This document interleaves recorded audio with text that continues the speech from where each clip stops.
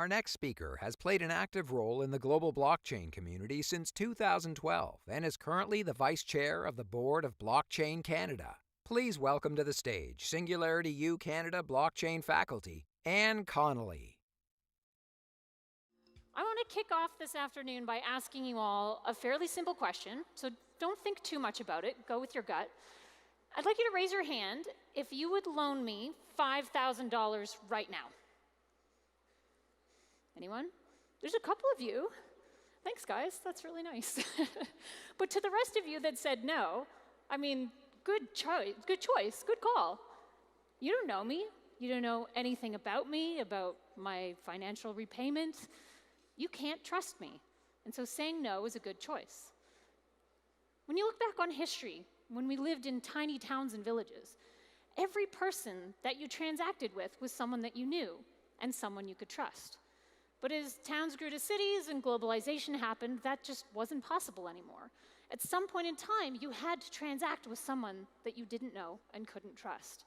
And this was the beginning of centralized trust providers, essentially third parties or intermediaries that would sit in the center of an untrusted transaction to provide that trust.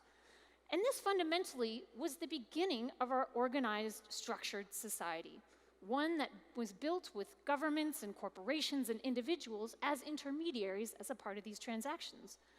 And for the most part, this system works pretty well until it doesn't. And when you can't trust your trust providers, the system starts to break down. So today, I'm going to talk to you about something very exciting. This morning, you learned all about the 6 Ds of innovation, demonetization and disruption, but there's actually a 7th D.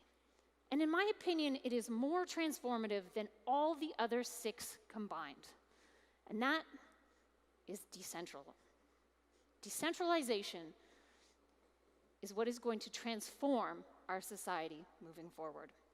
So today I'm going to talk about how decentralization fundamentally changes the structure of our society. And we're going to look at how blockchain technology is what is enabling this societal change to occur by essentially disintermediating these centralized trust providers. Are you guys excited? Yeah? All right. So I want to kick off by doing a bit of a level set to make sure that everybody's on the same page about what blockchain technology is and what it isn't. At its most basic level, blockchain is an infrastructure level technology. It's something that you can build other things on top of. And there are many different blockchains out there. There's Bitcoin blockchain, Ethereum blockchain, and they all have different properties that kind of make them special for different use cases. But at the most basic level, a blockchain is just a ledger. It's a record of transactions of value. So if you imagined all of the financial transactions that happen throughout the world today between banks, corporations, individuals, stores, if they were all recorded in one single place, that's kind of like a blockchain. Except these transactions are stored in little groups called blocks. And the blocks are connected in the format of a chain, hence the word blockchain. You can tell the computer scientists weren't super creative when they came up with that one. But what's really neat about blockchains is that each block is cryptographically linked to the block before it. And a way you can think about that is if you had a tiny Polaroid picture of each block in the block that came after it. So if I wanted to hack one of the transactions in a block, not only would I have to hack it in that block, I would have to hack it in every single block that came after, because otherwise the Polaroid wouldn't match. And this makes it very, very, very difficult to hack into. Now, there's 3 properties about blockchains that I want you to remember. The first is that they're public to all users, which means that if you have a private blockchain that's being used between a group of banks, for example, all the banks could see all of the transactions. And if you're using a public blockchain, like Bitcoin or Ethereum, everyone in the world can see all of the transactions. So if you loan me $5,000 and you came to collect on that debt and I said, oh, I never got the money, I don't owe you anything, you could point to that transaction on the blockchain and show everyone in this room that, yes, I had indeed received the money. The second property is that blockchains are immutable, which means that once you make a transaction on them, it can't be edited. So I couldn't go back in and say, pay you back 500, and then edit the transaction to make it look like I'd paid you back 5,000. The third is that it isn't centrally owned. So if I was really good friends with the creator of a particular blockchain and I said, look, I can't pay this guy back, I need a favor, can you just shut the blockchain off so that nobody can see these transactions? Not possible. Even the creator of their own blockchain cannot turn it off. But if there's one property I want you to remember that is most important, it is this one. Blockchains are decentralized, which means that a copy of the blockchain is stored on thousands of computers all over the world. And these are independent computers, like my laptop, some guy in China's desktop, some person in the United States, their computer. And so even if I were able to hack into that one transaction in that one block and hack every single block that came after it, not only would I have to do it, I would have to do it on at least half of all of these computers at exactly the same time. And for this reason, a blockchain is a single source of truth for every person on the planet. It enables us to go back to transacting at a peer-to-peer level the way we used to, but at a scale that's never been possible before, because blockchain provides the trust that centralized providers used to provide for us. Does anybody know who this is? Anyone? Yeah, I heard it in the front row. Good for you. This is someone you should know. This is Vitalik Buterin. He is Canada's brightest mind. He is the creator of the Ethereum blockchain, and he sums up blockchains pretty well, actually. He says, whereas most technologies tend to automate workers on the periphery doing menial tasks, blockchains automate away the center. Instead of putting the taxi driver out of a job, blockchain puts Uber out of a job and lets the drivers work with the customer directly. Blockchains are essentially going to completely change the way we've structured our society because they are going to remove the need for these centralized intermediaries. So to begin to look at what that might look like, we have to start at the very beginning with individuals. So I want to ask you to think about this question. What makes a human a person? Now, the answer to that question starts with a passport. My passport, actually. So a couple of months ago, I was traveling through Europe, and I was coming home. I had a connection through London on my way back to Canada. And I showed up at my gate and was fooling around in my pockets and realized that I didn't have my passport with me. Somewhere between the gate I got out of and the gate I arrived at, it had fallen out of my pocket. And I'm freaking out a little bit because I start to realize that, you know, if I don't find my passport, I have to take a cab into London. I've got to find the consulate, but it's a weekend, so it's closed. So I'd have to get a hotel room, which is expensive, wait 24 hours for them to put together an emergency passport, and then buy a last-minute ticket home. All in all, I figured it would cost me $2,000. Now, that got me thinking about how ridiculous it is that my personal freedom of movement is linked to a piece of paper that can fall out of a pocket. But that's because even though I'm a living, breathing human being, I am not a person unless the Canadian government grants me an identity. Now, what is an identity? Essentially, it's three things. It's a claim. I claim I'm Anne Connolly. You might add some proof to that. Here's a utility bill or an internet bill with my name on it. And then you would have attestations. My mother would certainly attest that I am Anne Connolly. But in our society, the attestation that matters most is, of course, that the government will attest that you are one of their citizens. So this is roughly what a transaction would look like. If you had a transaction where an identity needed to be verified, the government would sit at the center of that transaction through passport or driver's license, something that would verify that they attest to your identity. Now, in the end, I was pretty lucky because I found my passport, I made my flight, and everything was okay. But the worst case scenario for me was that I would have lost $2,000. But this is not the case for everyone. Does anybody know what this is? Shout it out. This is a refugee camp. This is the Zaatari refugee camp that at one point in time was home to more than 80,000 Syrian refugees. There are actually more than 65 million refugees and displaced people in the world right now, and many of them are living in camps just like this one.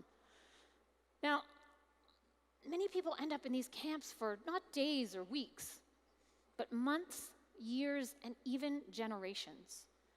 And often it's because they don't have the identity documentation to prove who they are to get processed into an asylum country. In fact, 70% of refugees don't have the documentation they need. But the worst part is not even that they don't have their documentation, it's that they don't have access to the centralized party that could grant it for them. It's in their war-torn country, it's in a place where perhaps the building has been bombed out, they cannot even get the identity that they need. More than 1 billion people around the world actually lack proper identity, which means that they don't get access to many of the services that other people do. And this applies to even homeless people in the city of Edmonton, who might lose their identity documents and they can't access healthcare the way others do. But often it's because governments don't want to grant their citizens identity. If you look at the United States in the 1950s and 60s, you couldn't get a passport if you were a member of the Communist Party. Or if you look at some Muslim countries this day and age, if you're a woman, you can't get a passport unless a man allows you to have one. Now, when we think about identity, when we think about the impact of decentralizing identity, everything changes. So if you have a blockchain-based identity, it's an identity that you control, that's self-sovereign, that you can build over time through different proofs and attestations that you get as you go along. So let's take a look at how that would work, because it's a little bit of an abstract idea. This is Pia Mancini. She and her husband, Santiago Siri, are two Argentinians who are passionate about self-sovereign ID. And so when they had their daughter, Roma, they decided they wanted her to have ownership over her identity before any government did. And so they essentially made a claim, they had some proof, and they made some attestations right as she was born, and they loaded it to blockchain. So let's take a look at what that looked like. Can we get the audio, please? Roma City. So here is Roma City. This is Roma with her little friend Pantufla. Roma was born in the UCSF Benioff Children's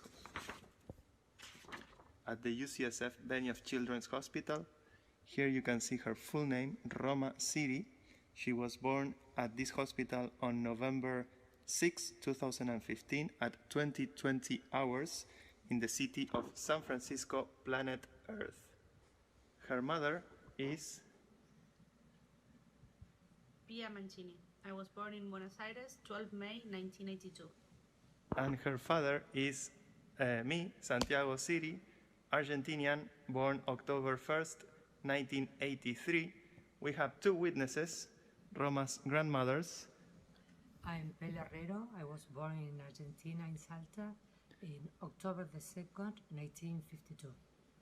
And the other witness, I am Maria Marta Estrada, grandmother of Roma. I was born in Buenos Aires, May 30, 1947. and to prove the timestamp, here we have the last block of the blockchain. So he used the last block of the blockchain to show the date and time of the birth of his child. So imagine now that Roma goes through life, and every person she meets who knows her can attest to her identity. She can start to add credentials like her education to her identity, things about her financial repayment if someone wanted to loan her $5,000. But the best part about it is she's in control of her identity, and no one can turn it off. This is Rahaf Mohammed. You may remember her from the news a couple of months ago. She was the woman from Saudi Arabia who fled her abusive family. They went on vacation in Kuwait, and she hopped on a plane, flew to Thailand, and was on her way to go to Australia, where she was going to claim asylum. Now, when she got to Thailand, the Thai officials actually confiscated her passport at the behest of the Saudi officials, and they were going to deport her back to Saudi Arabia. Now, she had the foresight to barricade herself in a hotel room and wait until UNHCR could come in and help her process her claim. Now, the good news is she's in Canada now, so she's made it out, and that's great. But none of that would have happened if she had a self-sovereign identity. She could have shown up anywhere in the world, put her fingerprint in a phone, put a passphrase in, and shown all the elements of her identity, all the claims, attestations, and proofs that would have enabled her to travel freely. And so when you think about identity, for me, the worst case scenario would have been that I would have lost $2,000. For Rahaf, she would have been deported back to Saudi Arabia, where she would have been killed. This is the power of blockchain technology and why it is so important. Now, one of the greatest centralized players in our society is actually government. And I know you guys just had an election, and we've got another one coming up this fall. Now, no matter what color you vote for, we can all relatively agree that the governments that we have in Canada are pretty good, comparative to the rest of the world. But today I want you to take yourself out of your own shoes and put yourself in the shoes of someone who lives in a country with a government that doesn't work well at all. Like Venezuela. Venezuela's inflation rate is 2.6 million% and is expected to hit more than 10 million% later this year. Those are crazy numbers. So imagine this. If you had $1 million US 5 years ago, and you wanted to invest them in the Venezuelan bolivar, today you would have less than 37 cents. Think about the impact of that on the life savings of a family trying to keep themselves together. In fact, the median wage for a worker in Venezuela, they bring home enough money at the end of the day that they can buy 2 eggs and nothing else. That's it. So what started as a financial crisis has turned into a humanitarian crisis. People are starving. More than 15% of people in Venezuela are eating garbage as a regular part of their diet. In fact, things are so bad, more than 7% of the country has actually fled. This is a migration of Syrian proportions that is happening right now. People are desperate for a store of value that doesn't have government at the center. Many people are going back to the mines to dig for gold, and Bitcoin sales are exploding because for the first time ever, they have access to value that is the beginning of the separation of money and state. They no longer have to worry about government mismanagement as a means of fluctuation or inflation that will cause them to go into humanitarian crises. Now, we all know that there are many different players at the center of a financial transaction. Government is one, banks are another big one. You may not have heard this, but Maduro, who is the current/former president of Venezuela, actually froze the bank accounts of Guaido, who is the current/future president of Venezuela.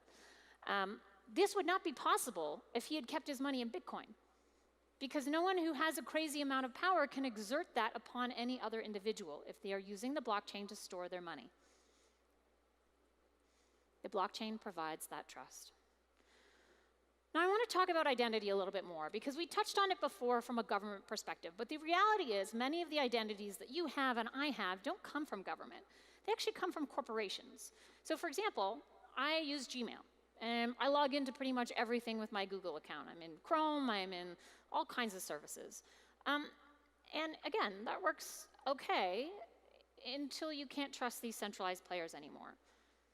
And we know that often we can't do that, because you're not even just having to trust the centralized player, you also have to trust every company that they choose to share your data with, which we know is not gone well.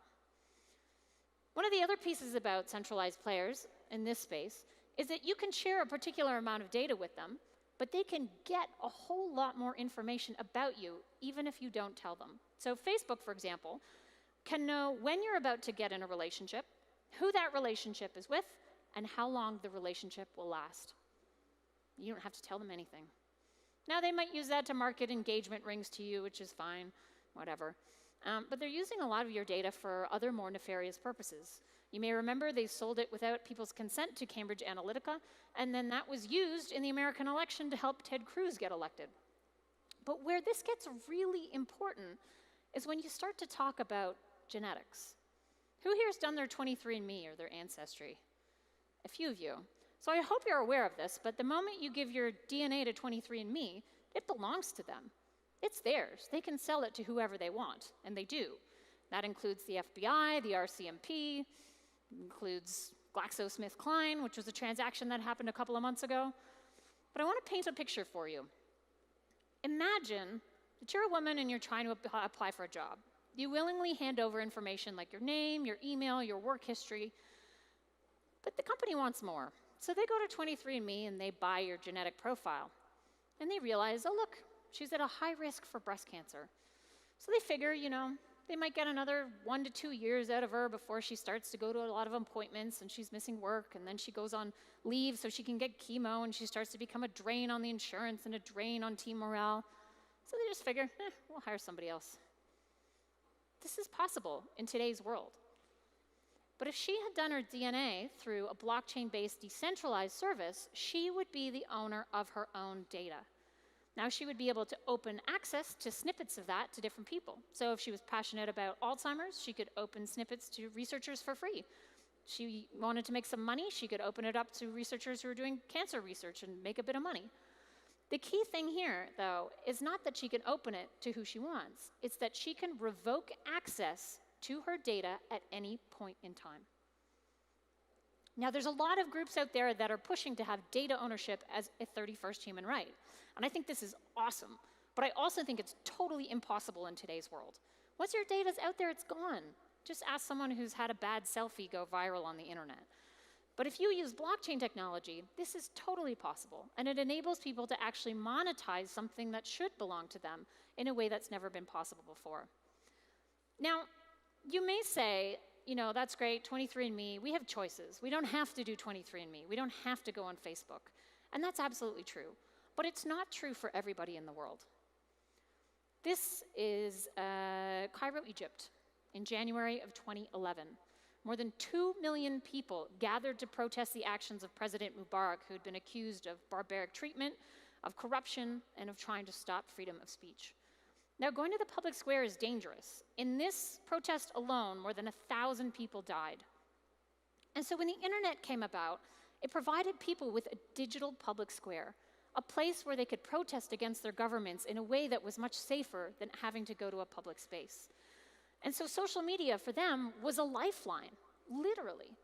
But the governments also figured that out. And so during many protests in countries like Turkey, Pakistan, and Bahrain, the governments actually shut off social media to force the protesters back to the public square. This is actually happening right now in Sri Lanka. As a result of the terrorist attacks, the government has shut off social media, which makes it very difficult for people who are trying to figure out if their loved ones are alive to contact each other. Now, Egypt actually took it one step further, and they shut off the internet. And this was possible because ISPs are centralized companies. And so they were able to just tell them they had to shut off, and they shut off, and that was it. If you were using blockchain-based services, so blockchain-based social media, one where instead of the messages going through one centralized server at one centralized company, they were traveling across all those thousands of computers around the world, you couldn't turn off the voice of your people. And by using something called a blockchain-based mesh network, as long as one person has access to the internet, maybe through a satellite feed, everyone else around them can connect. So let's say you, all the way at the back, have a message that you want to send, and I'm the only person that has internet. You could send your message to and through the phones of everyone around you until it reached me and went out. And then everyone who participated in the process would get a small payment of cryptocurrency as a thank you for participating in that. So it would mean that no government would be able to turn off access to the internet and to turn off the voices of their people.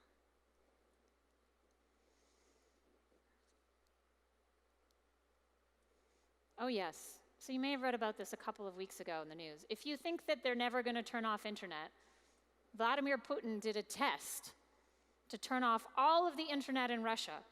Just to test it, though. They're never going to actually use it, right?